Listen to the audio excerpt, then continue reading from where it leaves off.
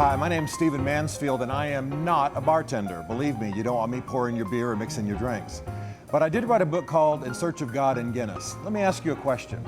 If I told you there was a company which provided several doctors on call 24/7 for its employees, several dentists, several healthcare nurses, several massage therapists, if I told you that they provided reading rooms, if I told you that they provided a bank to help their workers buy homes, and they funded trips into the country, and they paid for burial services, and they paid for the education of all the children in the family, and a whole bunch of other things, if I told you all of those things, you would think I was talking about, I don't know, maybe Microsoft or Google.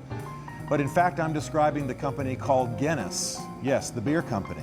And by the way, I'm describing a condition in that company that existed in the 1920s.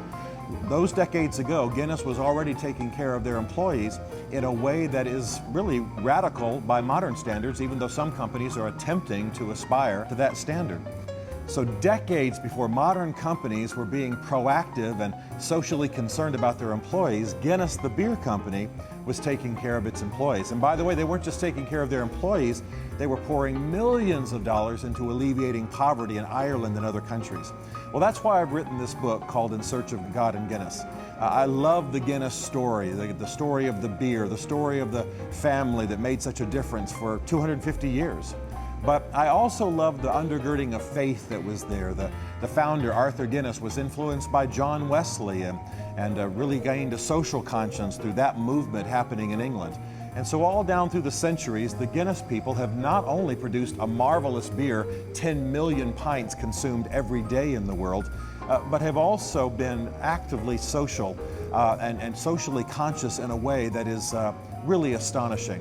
I wrote this book during the recent economic downturn, and it was amazing to study the Guinness company and its benevolence and its care for not only its employees but for the poor in society at the same time that we were hearing the devastations of corporate greed on Wall Street.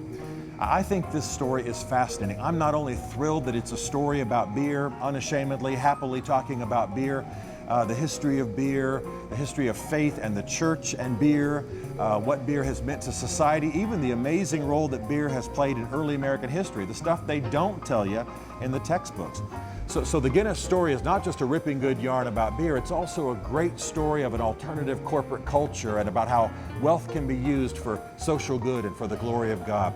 It's a faith story, it's a business story, it's a brewing story, and I think it really will provide an antidote, a breath of fresh air for those of us who are living in this culture.